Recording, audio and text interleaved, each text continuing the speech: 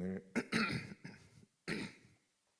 설교 제목은 저번에 이어서 팔복을 받으라, 팔복을 받자라는 제목으로 여러분들과 함께 나누고자 합니다.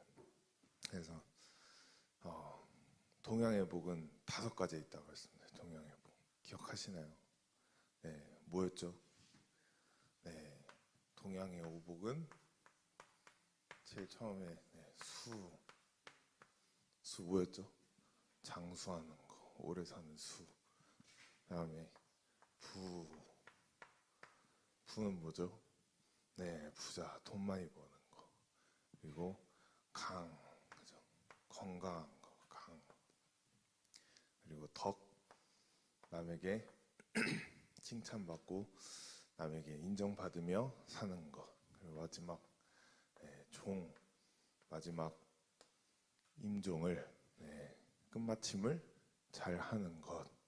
이 5가지의 복이 동양 사람들, 중국, 한국, 일본도 그럴 테고 우리가 살고 있는 동양 사람들이 제일 어떻게 보면 중요시하고 제일 믿으면서 사는 것이 이 5가지 수, 북, 강, 덕, 종, 이 5가지에 다 있습니다.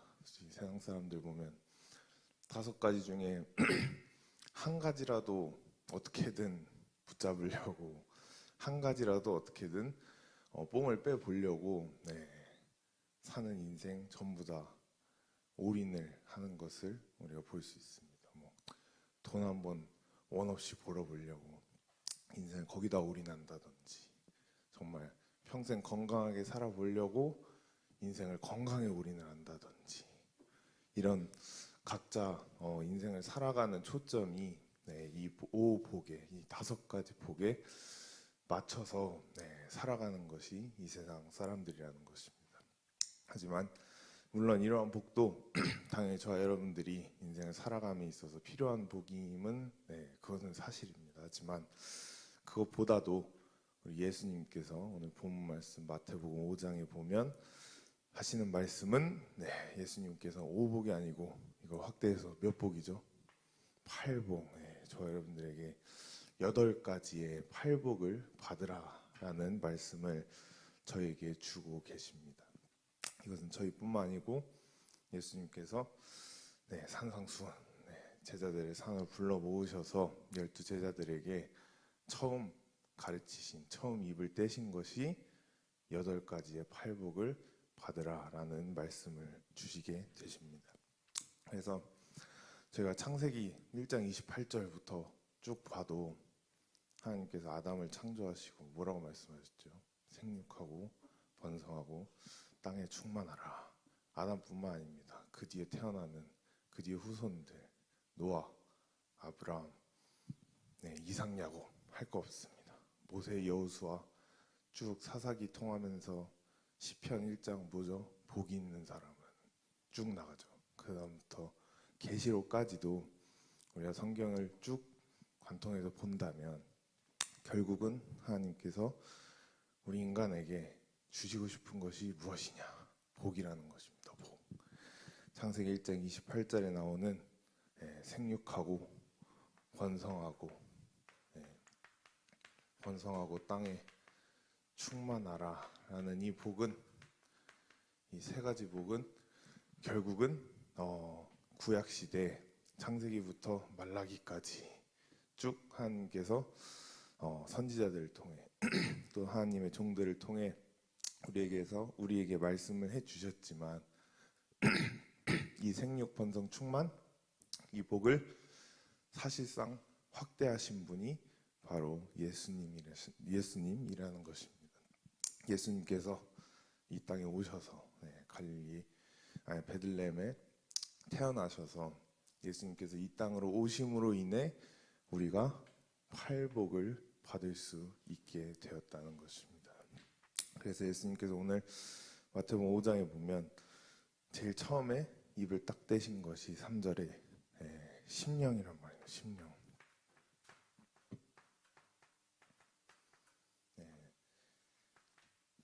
예수님께서 시작을, 첫 마디를 심령에 두고 하십니다.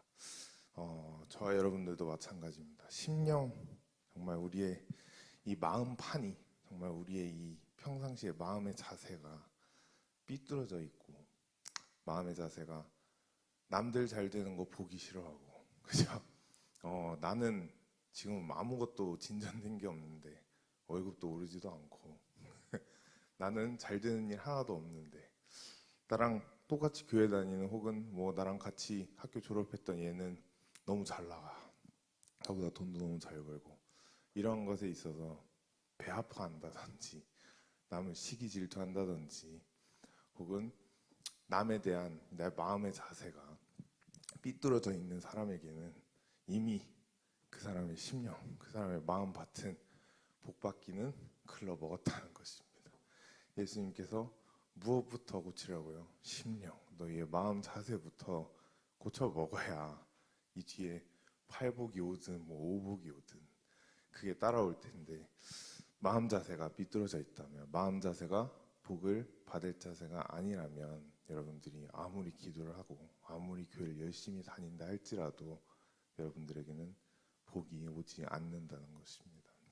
그렇기 때문에 저와 여러분들 모두 첫 번째 이 단추부터, 정말 이 마음의 자세, 우리의 심령의 자세부터 복을 받을 만한 자세로, 정말 바른 마음의 자세를 가지고 살아가시길 축복합니다. 그렇게 심령이 딱 준비되어 있는 사람은 뭐라고 말씀하셔요? 심령이 어떠한 자? 가난한 자. 제일 처음 말씀하시는 게 심령이 가난한 자. 가난한 자에게는 무엇이 온다고 나와 있죠? 천국이 저의 것이며 라는 말씀을 해주고 계십니다. 심령이 가난한 자, 심령이 가난한 자, 결국 무슨 뜻입니까? 심령이 가난하다는 것은 마음의 자세가 겸손하라는 뜻입니다. 겸손의 자세를 가지고 있어야 우리에게 무엇이 온다고요? 천국이 저의 것이라는 것입니다. 천국이. 여러분들 모두 천국 가기 원하십니까? 아멘. 그렇다면 여러분들의 심령, 여러분들의 마음이 어떻게 해야 된다고요? 가난해야 된다고요. 돈이 없어서 가난한 게 아니에요. 이 가난함은 겸손의 가난함을 말하고 있습니다. 가난함의 반대가 뭐죠? 부자, 부유한 거. 이 반대는 심령이 부유한 자. 부유한 자. 그러니까 겸손의 반대말은 결국은 교만입니다. 교만. 이것은 단지 내가 옆 사람보다 잘났으니까 뭐 옆 사람을 살짝 무시해도 된다, 혹은 난 돈이 이만큼 있으니까 뭐 다른 사람 내가 막 부려도 된다, 그러한 교만의 원리를 말하는 것이 아니고, 물론 그것도 교만이지만 지금 예수님께서 여기서 말하고 있는 교만은 심령의 교만입니다. 심령의 교만. 한마디로 줄여서 뭐냐? 내 머리가, 내 실력이, 내 이성이, 혹은 내가 가진 것이 예수님보다 더 낫다, 더 실력 있다, 더 가치 있다라고 생각하는 것이 우리 마음속에 교만이라는 것입니다. 그렇기 때문에 예수를 안 믿는 사람 왜 안 믿어요? 자기가 가진 게 너무 많아서. 예수를 안 믿는 사람 왜 안 믿어요? 자기가 예수보다 더 많이 안다고 착각하고 있어서 안 믿는다는 것입니다. 여러분들, 심지어 예수님 믿는 사람들 중에서도 교회를 다니기는 하더라도 진짜로 예수님을 믿고 진짜 이 성경 말씀을 온전히 믿고 다니는 사람이 100%라고 할 수는 없습니다. 성경 말씀을 읽어도 믿지 않는 사람들도 있고, 부분 믿는 사람들도 있고, 그런 사람들에게는 예수님의 팔복의 원리가 적용이 될 수가 없습니다. 왜냐? 그 사람들의 심령은 지금 교만한 상태이기 때문입니다. 제가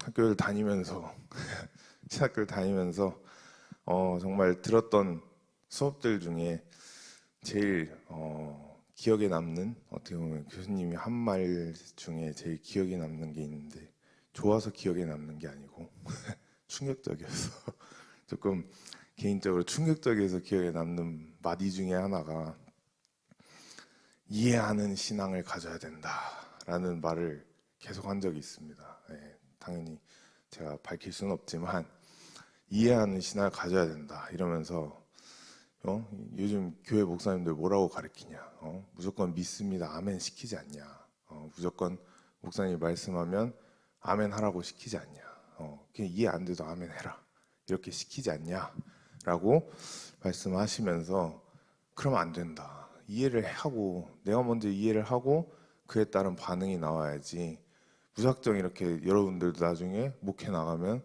성도한테 이렇게 가르치면 안 된다, 무조건 믿습니다를 강요하면 안 된다라는 것을 신학생들에게 가르쳤던 게 저는 개인적으로 너무 충격으로 남아 있어서 까먹질 않습니다. 제가 들어가자마자 들었던 첫 수업인데도 아직도 계속 기억 속에 남아 있습니다. 그 말은 무엇이냐?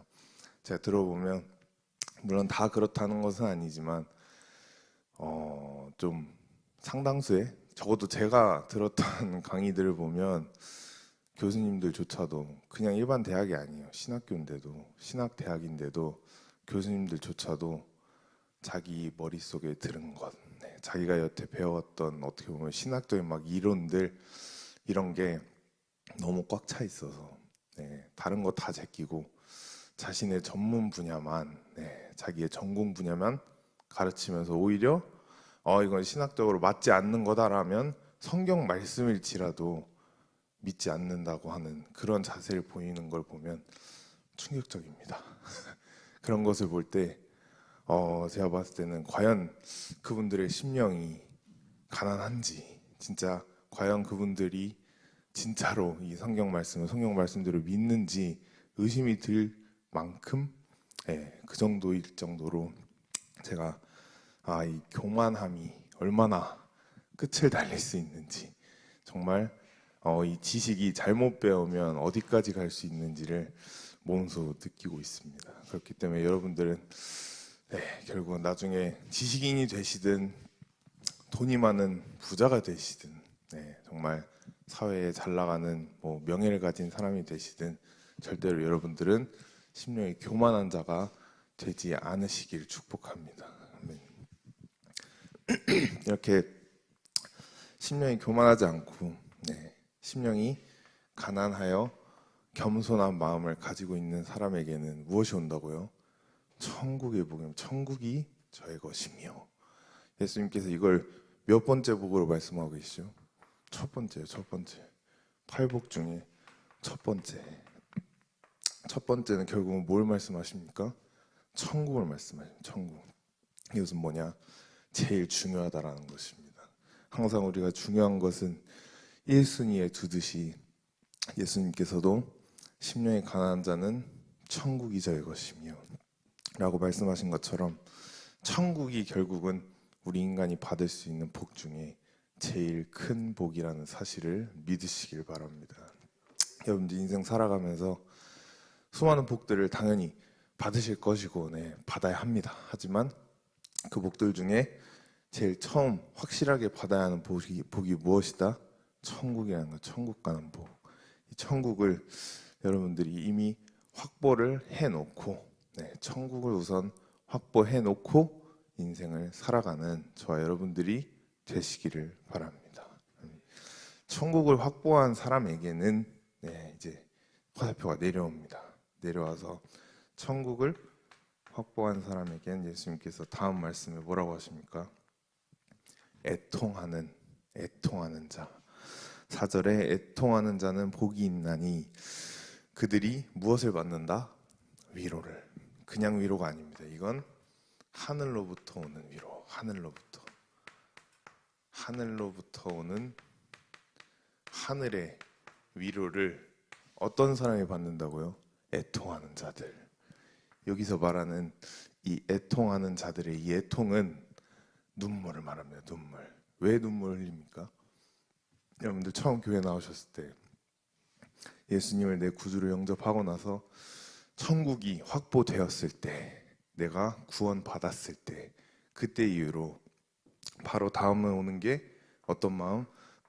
애통한 마음. 일단은 예수님을 내가 구주로 영접했다는 것은 이미 내 심령이 가난했다는 것이고, 그게 이루어진 사람에게 오는 것이 애통한 마음인데, 왜 눈물을 흘리게 되냐? 애통하는 마음이 왔을 때는 이제 내가 비로소 내 꼬라지가 내 영적인 나의 상태가, 나의 꼬라지가 비로소 느껴지고 비로소 이제 깨닫게 되는 그 단계가 바로 이 애통함의 단계라는 것입니다. 그렇기 때문에 여러분들 교회에 나오고 나서, 여러분들 태어나서 뭐 처음 교회를 나왔던지 교회를 나오고 나서 지금까지 다니면서 신앙생활 하면서 나는 교회를 다니면서 내 눈에서 이유도 없이 왠지는 모르겠는데 혹은 이유 이씨 눈물을 한 방울이라도 똑 떨어뜨려 본 적이라도 있다 하시는 분 손 들어보시면, 다 애통함의 마음이 있으신 분들입니다. 그냥 슬픈 생각해서 우는 거 말고 그냥 교회 와서 찬양하는데 마음이 감동이 되고, 교회 와서 말씀을 듣는데 마음이 찔리거나, 기도를 하는데 안에서 훅 올라와서 나도 모르게 내 눈에서 눈물이 한 방울이라도 주르륵 흘러본 적이 있다라고 하시는 분들은 축하드립니다. 애통함의 마음이 여러분들 속에 있다는 것입니다. 눈물이 나는 이유 중에 제일 큰 이유가 뭐라고요? 이 세상에서 제일 못나고 제일 악하고 제일 추한 사람이 누구라고요? 자기 자신이에요. 자기 자신. 옆 사람 쳐다볼 거 없습니다. 교회 다른 사람들 사람들이 막 다 저 사람은 좀 이게 좀 문제다, 저 사람 이거 좀 고쳤으면 좋겠다라고 할지라도 결국은 제일 큰 죄인은 누구다? 내 자신이라는 거예요. 내 자신. 내 자신이, 자기 자신이 제일 큰 죄인이라는 걸 비로소 알고 비로소 느낄 때에 그 눈에서 눈물이, 애통의 눈물이 흘러 나올 때에 과연 내 자신도 내 꼬라지가 이 모양인데, 내 영적인 꼬라지가 이 모양인데 내가 누굴 판단하고 내가 어떤 사람에게 정죄를 하겠습니까? 내 모양이 이미 애통하고 정말 죄인의 끝을 달리고 있는 내 모습인데 누굴 정죄하겠냔 말입니다. 사도 바울이 그래서 뭐라 합니까? 나는 죄인 중에 죄인, 괴수 중에 괴수라는 고백을 사도 바울이 못나고 배운 게 없어서 그렇게 한 말이 아닙니다. 사도 바울은 매일같이 사람들에게 말할 때 뭐라 합니까? 자기는 낮은 자다 하면서 자기는 죄인 중에 죄인, 괴수 중에 괴수라는 말을 결국은 애통하는 마음을 가지고 고백을 한다는 것입니다. 그렇기 때문에 저와 여러분들도 정말 우리 자신이 얼마나 죄인이고 하나님 앞에서 하나님의 눈으로 봤을 때는 얼마나 잘난 것 하나 없는 정말 의인의 근처도 가지 못하는 그런 인간인지를 이 애통하는 마음을 통해 철저하게 우리 자신을 바라보시기를 바랍니다. 아멘. 이런 애통한 마음, 물론 이건 심령이 될 수도 있지만 심령뿐만이 아닙니다. 그냥 진짜 환경적으로, 물질적으로 여러분들이 없어서 너무 궁핍하고 정말 힘들게 살아가고 하루하루 정말 하루 벌어서 오늘 벌어서 내일 쓰고 정말 하루살이 같이 너무 힘들게 살아가거나 관계 속에 있어서 차라리 죽는 게 낫겠다라고 할 정도로 그런 힘든 상황에서 살아가는 사람들도 있습니다. 우리 각자가 가진 모든 그런 겪는 어려움들, 인생을 살아가면서 마주치는 모든 이런 환경들 속에서도 당연히 우리는 애통할 수밖에 없습니다. 사람이 힘들면 당연히 눈물이 나고 집에 가서 정말 분할 때도 있는 거고, 내가 왜 이렇게 살아야 되나 하면서 억울할 때도 있는 거고. 하지만 이런 애통함의 마음을 우리가 가지고 있을 때 비로소 뭐가 온다? 하늘로부터 하늘의 위로가 온다는 것입니다. 이 땅의 위로가 아닙니다. 여러분들이 살아가면서 여러분들이 이제 배우자를 만나게 될 텐데, 그죠? 혹은 만나는 기간 동안, 연애 기간 동안 네, 여러분들이 뭐 받았던 상처, 여러분들 힘든 일 있을 때 배우자가 전해주는 위로, 위로도 아닙니다. 그 위로는 제가 봤을 때 하루도 못 갑니다. 배우자가 전해주는 위로, 뭐 가족 누가 전해주는 위로, 혹은 돈이 정말 없었는데 뭐 누가 용돈을 주셔서 정말 위로가 됐다. 이제 조금 살만하다. 숨통이 트인다. 라는 이런 위로가 아니고 어디로부터 오는 위로요? 하늘로부터 하늘의 위로를 우리가 받는다는 것입니다. 어떤 자에게만? 애통하는 자에게만. 애통하려면 우선 뭐 해야 된다? 마음이 겸손해야 된다는 것입니다. 심령이 애통한 자에게 하늘의 위로가 왔을 때 이때부터는 하늘의 위로가 온 자들에게는 정말 내가 하늘의 위로를 받았다라고 생각하는 자들에게는 나타나는 특징이 있습니다. 그것은 무엇이냐? 다른 사람의 시선을, 남들의 시선을 전혀 개의치 않고 살아갑니다. 왜? 어차피 내 위로는 어디로부터 와요? 하늘로부터 오기 때문에 내가 남들에게 잘 보이거나 남들이 나를 알아줬으면 좋겠거나 내가 이 사람에게 이렇게 해야 그래도 이 사람도 나중에 나에게 어떻게 해주겠지 라고 하는 이런 계산 방식을 때리지 않고 이런 계산 방식을 머리에서 굴리지 않고 온전히 주님만 바라보고 온전히 하늘만 바라보고 살아갈 수 있게 되는 사람이 하늘의 위로를 받은 사람들이라는 것입니다. 저와 여러분들 또한 이 하늘의 위로를 받으시기를 바랍니다. 아멘. 정광훈 목사님께서 감옥을 몇 번 가셨죠? 3번 가셨어요. 3번. 근데 설교 때도 심심하면 한 번씩 트세요. 뭘 트시냐? 특히 이 하늘의 위로를 하실 때 정광훈 목사님께서 딱 법원에서 결과 딱 판정받고 나오실 때 양손에 수갑을 채운 상태로 나오십니다. 나오시면서 앞에 수많은 기자들이 당연히 기다리고 있겠죠. 특종이니까. 예, 완전 큰 물고기 하나 잡았으니까 수많은 기자들이 기다리고 있으면서 양쪽에 형사들 팔짱 끼고 차로 운송에 가는 딱 그 거리, 저도 그 현장에 있었지만 한 50m, 100m 사이 되는 그 거리를 나가면서 찍힌 사진이 있습니다. 네, 그때 찍힌 목사님 사진이 있는데 제가 뭐 준비는 따로 안 했지만 목사님 사진을 딱 띄워봤을 때 그때 목사님 사진이 얼굴이 그 표정이 근심하는 표정이었을까요? 웃는 표정이었을까요? 웃는 표정이었습니다. 네. 물론 막 활짝은 아니지만 입꼬리가 이렇게 올라가 계십니다. 상식적으로 여러분들이 생각했을 때 가능한 일입니까? 그리고 그때 구속당할 거라고 아무도 예상하지 않았습니다. 당연히 오늘은 넘기고 다음 재판 때 이제 뭐 승부가 나겠지라고 생각하던 그 와중에 그냥 그날 당일날 팡 때려버리고 구속당했습니다. 근데 그 상황을 맞이한 본인, 정광훈 목사님 본인은 어떻게 했습니까? 밖에 기다리고 있는 저희 교회 사람들도 완전 이건 멘붕 온 상태인데 본인은 수업차고 나오면서도 뭐가 그렇게 좋으신지 입꼬리가 올라가신 상태로 사진을 찍힌 모습이 남아 있습니다. 그게 결국은 평생 갈 간증이죠. 사진으로 찍혔으니까. 근데 정광훈 목사님께서 말씀하시기를 그때 찍혔던 그 사진에 나온 그 표정, 그 상태를 정광훈 목사님께서는 감옥살이하고 나올 때까지도 그 상태를 유지했다는 것입니다. 그 상태 유지하니까 감옥에 있는 사람들 혹은 밖에 관리하는 그 간수들이 미친놈으로 봤다는 거예요. 감옥 들어와서 뭐가 좋다고 저렇게 미소를 끊이지 않고 이렇게 혼자 싱글벙글 지내는지, 감옥인데 아무도 없는데 뭐가 좋냐고 그렇게 물어봐도 목사님께서는 감사하다고, 이것도 하나님의 뜻이 있겠지 하면서 들어가셔서 웃고 계셨던 그 제일 큰 이유가 무엇이다?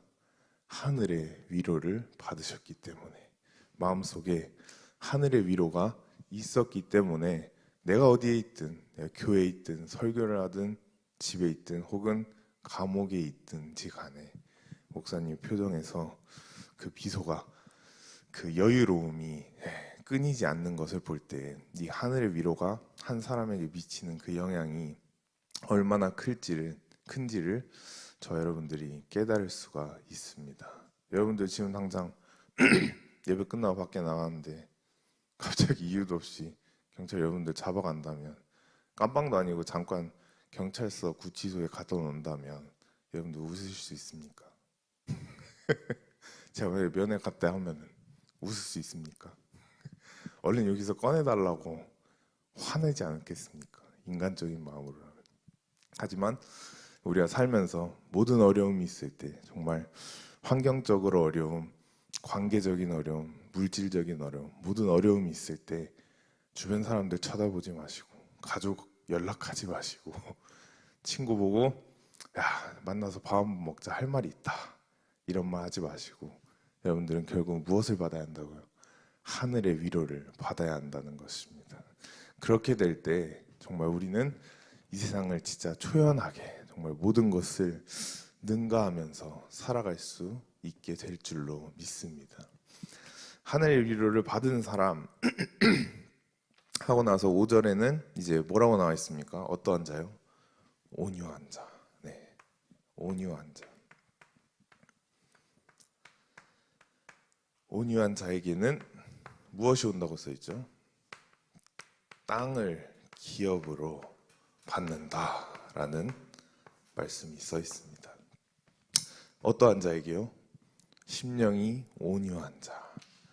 정말 이 하늘의 위로를 받은 사람은 그때부터는 마음이, 나의 심령이 이 처음 시작할 때 이 가난하거나 부유하거나 정말 이게 결정되는 이 시기와는 정반대로 하늘의 위로를 받은 사람의 심령은 어떻게 해진다고요?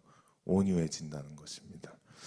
이 온유해진다는 것이 정말 이게 과연 인간의 능력으로 온유해질 수 있다고 생각하는 사람들이 많습니다. 대표적인 게 뭡니까? 불교. 그죠? 불교 뭐합니까? 맨날 가서 도 닦고, 맨날 가서 목 닥치면서 부처 앞에서 절하고 하는 이유가 결국은 무엇입니까? 스님들 보면 뭐예요? 맨날 세속으로부터 벗어나가지고 어떻게든 자기 인성, 자기 인간적인 마음을 자기의 인간의 능력으로 어떻게든 뭔가 온유해 보이려고, 이 온유함의 나름대로의 이런 목표를 가지고 뭐 평생 절 안에서 그렇게 스님으로 살아갑니다. 하지만 그것은 평생 한다고 할지라도 절대로 온유해질 수가 없다는 것입니다. 결국은 이 온유 또한 어디서부터 와야 될까요? 하늘로부터. 오직 인간이 온유해질 수 있는 방법은 성령 세례뿐만이라는 것입니다. 아멘. 성령 세례를 받았을 때 성령 세례만이 우리 인간을 온유하게 만들 수가 있다는 것입니다. 정광훈 목사님 옆에서 계속 이제 같이 사역하시면서 따라다니시는 그 황준선 장로님, 네, 정말 쓰리스타, 정말 군단장까지 하셨던 그분께서 말씀하시기를 사람은 고쳤을 존재가 못 된다. 고쳤을 것이 아니다 라는 말씀을 계속 목사님에게 하신답니다. 목사님도 사람을 많이 좋아하시다 보니까 옆에서 조언으로 목사님, 사람은 고쳤을 것이 아니다 라는 말을 본인은 군생활, 그 장로님은 군생활을 통해 이미 겪었다는 것입니다. 군단장이면요 여러분, 밑에 적어도 몇만 명의 병사들을 거느리고 있습니다.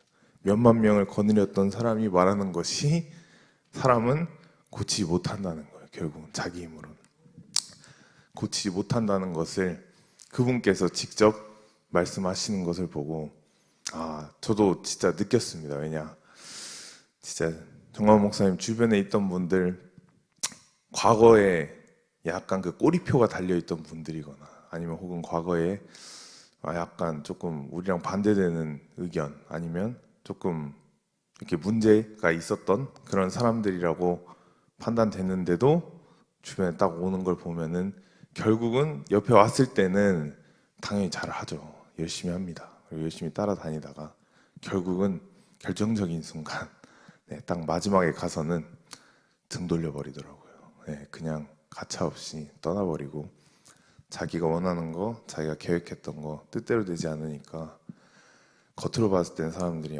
그래도 저분 이제 좀 회심하고 어떻게 보면 좀 은혜를 많이 받은 것 같다. 교회도 열심히 다니고 이제 목사님 말씀도 잘 듣는 것 같다라고 딱 생각할 무렵에 정확하게 뒤통수를 쳐버립니다. 네, 진짜 미련 한 푼 없이 떠나는 그런 사람들을 보면서 저 또한 느꼈습니다. 사람은 진짜 고쳤을 존재가 못 되는구나. 그리고 여러분들 저희 막 유튜버 하는 사람들 보면 구독자 막 많아가지고 나름 돈도 잘 벌고 뭐 사업도 하고 있고 이런 사람들 보면 과거의 꼬리표가 되게 안 좋은 사람들이 많아요. 생각보다 찾아보면 막 과거에 뭐 조폭 생활을 했다든지 과거에 누구를 뭐 사기를 쳤다든지 이런 사람들이 유튜브는 요즘 뭐 아무나 계정만 만들면 다 할 수 있으니까 이런 걸 만들면서 본인 채널 막 구독자 늘어가고 막 채널 키워지고 나면 본인은 이미지 세탁을 막 해버리죠. 나는 그래도 막 남들 도우면서 산다 이러면서 막 착하게 이제는 다른 사람이 됐다라고 말하는데 그런 사람들 보면은 심지어 유튜브 실제로 하다가도 감옥에 또 들어가는 사람들도 있어요. 근데 들어갔다 나오면은 이젠 자기는 진짜 이젠 새 사람이 됐다고 이제 자기는 감옥에서 마음을 고치고 나왔다고 할지라도 절대로 그 사람은 온유해질 수가 없습니다. 왜냐? 인간의 능력으로 어떻게든 내가 이제 착하게 살아보겠다라고 온유한 마음을 가져보겠다라고 생각을 한다고 할지라도 절대로 온유해질 수가 없습니다. 왜냐? 그 사람 속에는 성령 세례가 없기 때문입니다. 그렇기 때문에 저와 여러분들이 결국은 성령 세례를 강하게 또 충만하게 받아야 한다는 것입니다. 왜? 우리가 온유해지기 위해서. 온유하지 않으면 온유한 사람에게 뭐가 온다고 했죠? 땅을 기업으로 주신다고요. 땅을. 그죠? 여기 5절 말씀에 땅을 기업으로 받을 것이며라고 나와 있잖아요. 비로소 이때 돼서야 땅이 이젠 진짜 이거는 이 땅을 말하는 것입니다. 저 여러분들이 살고 있는 이 세계. 이제 돼서야 땅을 기업으로 주신다고요. 이 땅을 기업으로 주신다는 것에 결국은 이 동양 사람들이 믿고 있는 오복, 오래 살고 부자 되고 건강히 인생 마치는 거, 이 오복 또한 당연히 이 땅을 기업으로 받는 것에 속해 있다는 것입니다. 그렇기 때문에 오복을 평생 쫓아 살면 뭐합니까? 여러분들 길게 살아야 지금부터 100년일 텐데 100년 후에는 오복 다 받았어도 5가지 복을 받는 것도 솔직히 불가능하지만 다 받았어도 100년 후면 한 가지 복도 없이 다 날아가 버립니다. 하지만 예수님께서 말씀하신 8복, 천국의 복을 받은 사람은 당연히 영생, 영영토록 천국에서 영생을 얻지만 게다가 이쪽 와서 뭐예요? 땅까지도 저 여러분들에게 주신다는 것입니다. 아멘. 여호수아에게 가나안 땅을 주신 것처럼 정말 이 땅에서도 우리가 성공할 수 있게 이 땅에서도 당당히 모든 땅의 기업들을 받고 누릴 수 있게 해 주신다는 것입니다. 하지만 여기서 제일 중요한 건 무엇이다? 땅을 기업으로 받는 것은 지금 벌써 몇 번 건너뛰었어요. 하나, 둘, 세 번째. 네. 온유한 마음이 있는 사람에게 땅이 기업으로 오는 것이지 그냥 뭐 내가 심령이 좀 겸손해서 내가 좀 다른 사람들보다 겸손한 마음을 가졌다고 해서 땅이 기업으로 여러분들에게 온다는 것이 아닙니다. 순서를 잘 생각하셔야 돼요. 순서를. 우선 뭐부터? 천국부터 확보하고 하늘의 위로를 내가 정말 한번 받았다. 정말 진짜 교회 와서 예수님의 그 사랑에 나를 구원하신 그 감격에 내가 눈물을 흘렸다 하는 사람에게 성령 세례가 오고 성령 세례가 임한 사람에게 무엇이 온다고요? 땅이 기업으로 온다는 것입니다. 그렇기 때문에 정광훈 목사님 또한 혹은 김은하 목사님 또한 입만 열면 뭐라 하십니까? 결국 성령을 받아야 한다는 거예요. 받았더라도 어떻게? 충만하게. 그냥 성령을 물론 받을 수도 있습니다. 하지만 충만하게 받았을 때 비로소 우리 마음이 어떻게 된다고요? 온유해진다는 것입니다. 성령세를 받지 않고 하늘의 위로를 경험하지 않은 사람은 이 세상을 정말 내 중심으로 살아갑니다. 내 중심으로. 그게 그런 사람들의 특징입니다. 내 중심으로 살아가고 어딜 가도 정말 날 알아봐 줬으면 좋겠고, 그죠? 제가 재밌는 말씀드리면 어릴 때 교회에서 자라면서 그때는 뭐 4학년 뭐 이럴 때니까 주일학교 다니면서 그때는 제가 뭐 완전 거의 뭐 밉상이었죠. 솔직히 지금 고백하면 그러면 막 교회 어른분들, 지사님, 권사님들 분들이 막 이렇게 뭐 이렇게 뛰어다니거나 이러면은 그러면 안 돼. 막 이렇게 한 말씀 해주십니다. 그러면은 당연히 네 알겠습니다라고 해야 되는데 그때 제 심령이 교만했나 봅니다. 심령이 약간 부유했던 나머지 그때는 막 그런 말 하시면은 우리 아빠 누군 줄 아냐고. 우리 아빠 누군지 알아요? 우리 아빠 정광 목사님이에요. 이러면은 약간 열이면 아홉은 그냥 가셔요. 가십니다 그냥. 그러면은 가시고 나면 이제 속으로 뭐예요? 그래 내가 이 정도 되는데 어딜 나한테 뭐라 해. 이런 마음으로 어린 시절을 지냈던 기억이 있습니다. 재밌죠? 그런 마음으로 지냈었는데 진짜 웃긴 거는 저를 보고 또 저를 따라다니던 교회 동생들이 지금 뭐 다 커서 결혼도 했지만 걔네들이 저를 또 따라하더라고요. 그중에 부목사님 아들 막 교회 장로님 아들들도 있었는데 저 없을 때는 또 자기네들 나름대로 저 하는 거 뭐 따라 봐가지고 막 누가 뭐라면 우리 아빠 누군 줄 아냐고. 우리 아빠 누군 줄 알아요? 우리 아빠 뭐 어디 누구 장로님이에요? 이러면은 이제 또 혹은 지네들끼리 막 싸우고 있으면 애기들끼리 막 초딩들끼리 말싸움 하고 있으면 우리 아빠 누군지 알아? 우리 아빠 누구 장님이야? 이러면은 반대쪽에도 지지 않습니다. 유행처럼 떠돌았던 것 같아요. 제가 시작했던 게. 우리 아빠 누구 장로야? 이러면서 그냥 부모님 이름 걸고 그냥 그러면서 주일학교 생활을 했던 기억이 납니다. 어릴 때 그랬었지만 물론 커서도 만약에 성령세를 받지 못했다라면 진짜 나이는 먹었지만 세상 사람들 보세요. 어디 가서 우리 부모님 이런 사람이다 하면서 솔직히 생활 진짜 패급처럼 하면서 진짜 생활하는 꼬라지를 보면 과연 저게 나이 먹은 사람이 맞나라고 생각이 들 정도로 생활을 하면서 결국은 막 자기 부모님 혹은 자기 인맥 막 이런 자기 가족 관계 등에 업고 그냥 막 살아가는 사람들이 많습니다. 한국에서는 여러분들이 못 볼지 몰라도 미국 가잖아요. 진짜 많습니다. 저기 좀 대기업 아니면 조금 잘 나가는 그런 기업 손녀딸, 손녀, 손자들 이런 사람들 미국에서 생활하는 거 보면요. 그냥 진짜 부모님 스펙, 가정 등지에 딱 없고 돈 없는 사람 취급도 하지 않고 그러면서 살아가고 있습니다. 미국에서. 그러니까 그런 사람들이 결국은 뭐예요? 심령이 교만하다는 거예요. 심령이 교만. 심령이 가난한 자는 절대로 그렇게 행동을 할 수가 없다는 것입니다. 근데 이렇게 하늘의 위로를 받은 사람은 어딜 가도 내세우지 않아요. 어딜 가도 막 우리 부모님이 누구든지 뭐 부모님이 여기 교회 담임 목사든 무슨 사찰 집사님이든 그런 걸 내세우지 않는다는 것입니다. 왜? 내 속에 이미 하늘의 위로가 있기 때문에.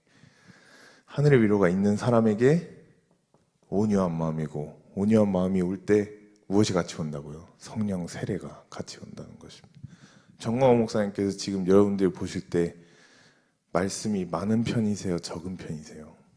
여러분들이 봤을 때 많으시죠, 그죠? 화면에서도 또 앞에 쓰실 때는 한 번 마이크 잡으면 2시간, 3시간 그냥 때리시잖아요, 그죠? 근데 제가 어렸을 때 겪어온 목사님 그리고 아빠로서 겪어온 목사님은요, 경상도 남자 중에 경상도 남자입니다.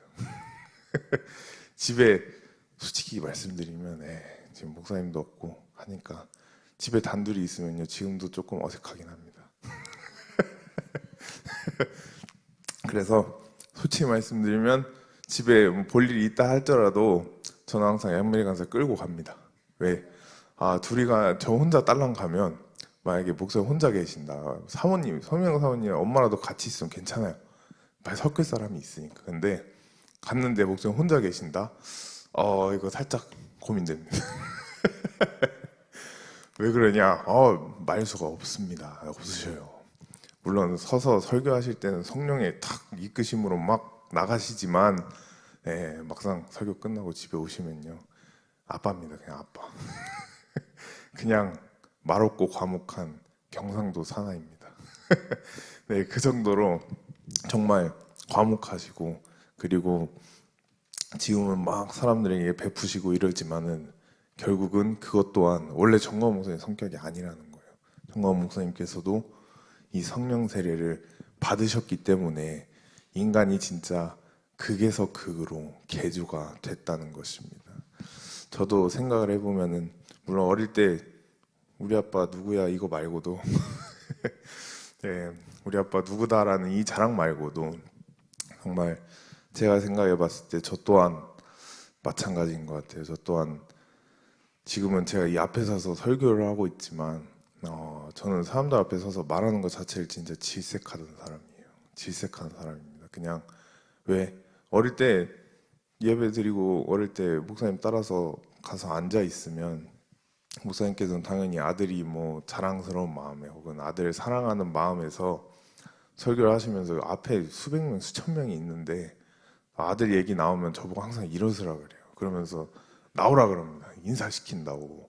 그래서 항상 미국에서도 한국 오면 첫 주일은 말끔히 차려입고 나와서 성도님 앞에 인사를 하고 들어갔어야 돼요. 완전 의식같이 거의. 근데 너무 싫은 거예요. 진짜 너무 싫었습니다. 너무 싫어서 제 누나는 이미 목사님에게 이거 선전포고를 때려버렸습니다.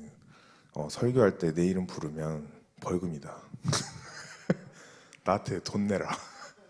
하면서 선전포고를 때려서 누나는 상대적으로 저보다 되게 덜 불렸어요. 물론 나이도 저보다 훨씬 많긴 하지만 저는요 성격상 그렇게 선전포고를 때릴 수도 없고 그냥 불리면 진짜 도살장 끌려가는 것 마냥 나와서 인사하고 내 표정은 이미 다 썩어 있고 진짜 나가기 싫은데 왜 이렇게 부를까 하면서 또 나가서 그냥 인사 꾸벅하고 들어가고 그리고 남들 앞에서 그냥 뭐 한마디 해보라 그러면 진짜 너무 싫어가지고 진짜 입 꽉 깨물면서 말하고 진짜 표정으로 막 이미 제 표정에 다 드러나요. 제가 이 상황이 너무 싫다는 게 이런 게 제 옛날 모습이었습니다. 이런 게 옛날 모습이었는데 지금 제가 앞에 서서 이렇게 여러분들에게 설교를 하는 것조차도 솔직히 제 입장에선 기적입니다. 왜냐하면 저희 사촌들 혹은 뭐 저를 어릴 때 알아왔고 저랑 어릴 때 친했던 사람들은 지금 저를 만나면 가끔씩 그런 말 합니다. 너 이런 애였냐고. 그래서 어릴 때 봤던 너는 이러지 않았는데 이런 애였냐 하면 저도 솔직히 좀 민망하긴 해요. 왜 어릴 때 저 모습이랑 너무 다르기 때문에. 어릴 때 저보고 마이크를 잡고 앞에서 하라고 했으면 하긴 했겠죠, 억지로. 근데 집에 가서 아마 이불 쓰고 안 나왔을 겁니다. 거의 그 하루 종일 불만을 가지고 아마 안 나왔을 확률이 높습니다. 또 저는 보면은 진짜 이 체험이 있기 전에는 저는 또 불만이 있거나 혹은 막 남들에게 쌓인 게 있으면 그냥 담아두는 스타일이었어요. 원래도 담아두는 스타일입니다. 그래서 어느 정도 이게 눌리다가 결국 나중간 폭발해요. 별것도 아닌 거 가지고 그것 때문에 폭발한 게 아니고 쌓인 것 때문에 쌓인 것 때문에 폭발해버리면 상대방도 당황스럽죠. 그죠? 이제 별거 아닌데 폭발했는데 그 사람은 모르죠. 내가 뭐 때문에 폭발했는지 여태 쌓아온 것 때문에 폭발했는지 몰라요. 근데 진짜 신학교 다니면서도 동기 전도사님들 그리고 저보다 나이 많으신 분들도 있어요. 동기들 중에 이미 가정을 이루신 어머니 분들도 계시고 근데 그런 분들이랑도 당연히 인간관계이니까 이런 뭐 오해도 있고 서로 살짝씩 기분이 좀 언짢을 때가 있습니다. 있어요. 양미애 간사도 옆에서 지켜보는데 있습니다. 뭐 단톡방에서도 있고. 그런데 옛날 저 같았으면은 아무 말 하지 않고 끝까지 갑니다. 아무 말 하지 않고 있다가 결국은 이제 나한테 저런 말 혹은 나를 저렇게 대했던 사람 철저하게 기억해 놓고 지나가면 인사 한마디 안 하죠. 원래였으면 인사 한마디 안 합니다. 그냥 지나가면은 저번에 나한테 그랬지 저 사람 하면서 진짜 인사 한마디 안 합니다. 근데 제가 아무리 생각해도 이거는 풀고 가야겠다. 왜냐면 좋든 싫든 어찌됐든 신학교 졸업할 때까지 얼굴 봐야 되는 사이인데 앞으로 한 2년 3년 남았는데 그때까지 말을 안 하면서 지내는 거는 조금 나로서도 피해가 아닐까라는 생각이 들면서 제가 먼저 막 문자로 막 장문의 카톡을 남겼어요. 그래서 사실 그때 이렇게 하셔서 기분이 굉장히 언짢았다. 그래서 앞으로는 그냥 서로 존중하면서 조심하면은 그런 일이 없지 않을까 싶습니다라고 하니까 자기가 오늘 아침에 사실 막 되게 어제부터 뭐 아기가 아팠고 어제부터 이런 요즘에 스트레스 많이 받는 일이 있었다 보니까 막 그렇게 자기도 모르게 나간 것 같다라고 저한테 그렇게 답변을 주시더라고요. 그 뒤로는 그냥 심지어 또 저랑 성이 비슷하신 분이어서 그 뒤로 막 조별 과제도 같이 합니다. 근데 만약에 제가 관계를 풀지 않았으면요 조별 과제 진짜 상상도 못할 것 같습니다. 왜냐 이제 대화하기도 싫은 사람이 무슨 과제를 합니까? 근데 그나마 다행히 진짜 손을 내밀었으면 이러면서 진짜 그냥 저도 죄송했고 앞으로는 조금 서로 조심하면서 지냈으면 좋겠습니다 라고 하니까 결국은 지금은 좋은 관계로 물론 막 친하진 않지만 그래도 서먹하진 않은 관계로 이렇게 지내고 있습니다. 결국은 물론 완전히 온유해지려면 결국은 진짜 99도 아니고 100% 성령님이 성령 세례를 통해 우리 육신을 지배하는 방법이 당연히 100% 온유해지는 방법이겠지만 우리 인간은 사도 바울도 말하죠. 계속 넘어집니다. 계속 넘어지고 그렇기 때문에 우리는 죄인이라는 거예요. 계속 넘어지기 때문에 넘어질 때마다 결국 우리는 넘어질 때마다 다시 성령 세례를 구하면서 다시 한번 성령으로 내 마음을 온유케 하여 결국은 뭐예요? 여러분들이 원하는 정말 이거 싫어하는 사람 어디 있겠어요? 살면서 오복, 수부강덕중 싫어하는 사람 없습니다. 하지만 이거를 받으려면 결국은 그 전 단계가 뭐예요? 성령 세례를 통해 우리가 온유해져야 된다는 거. 심령이, 인품이, 여러분들의 성격과 습관이 누구처럼? 예수님처럼 온유해지는 그때가 되었을 때 이 땅을 비로소 기업으로 주신다는 것입니다. 그렇기 때문에 말씀을 들은 저와 여러분들 또한 말씀과 같이 예수님께서 말씀하신 이 팔복과 같이 정말 우리 심령의 마음을 자세를 철저하게 돌아보시고 결국은 제일 중요한 성령 세례, 나에게 성령 충만함을 받아서 여러분들이 성령 충만함을 받아서 온유한 마음으로 정말 이 땅에 있는 모든 것들을 정말 이 오복에 속한 모든 것들을 다 누리며 한 인생 살아가시는 여러분들 되시기를 축복합니다. 아멘. 저희 찬양 나의 모습 나의 소유 하고서 기도하겠습니다.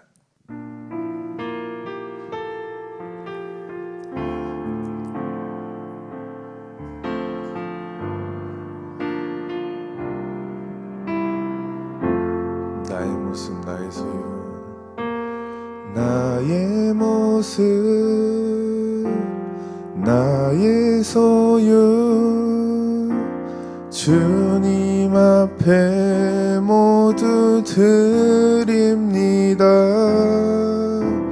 모든 아픔 모든 기쁨 내 모든 눈물 받아주소서. 나의 모습 나의 모습 나의 소유 주님 앞에 모두 드립니다. 아픔 모든 기쁨 내 모든 눈물 받아주소서 나의 생명을 드리니 주 영광 위하여 사용하옵소서 내가 사는 날 동안에 주를 찬양하며 기쁨의 제물 되리 나를 받아주소서 오늘 어제 일과 내일 일도 꿈과 희망 모두 드립니다 모든 소망 모든 계획 내 손과 마음 받아주소서 나의 생명을 드리니 주 영광 위하여 사용하옵소서 내가 사는 날 동안에 주를 찬양하며 기쁨의 제물 되리 나를 받아주소서 이 시간 우리 다 같이 기도하실 때 주님께서 말씀하신 이 팔복을 우리도 받기를 원합니다. 우리에게 애통한 마음, 심령의 가난한 마음, 애통한 마음, 그리고 성령 세례를 통하여 우리에게 온유한 마음을 주어서 이 땅을 살아가며 땅을 기업으로 누릴 수 있는 저 여러분들이 되게 해달라고 이 시간 다 같이 주여 삼창하시면서 기도하시겠습니다. 주여 주여 주여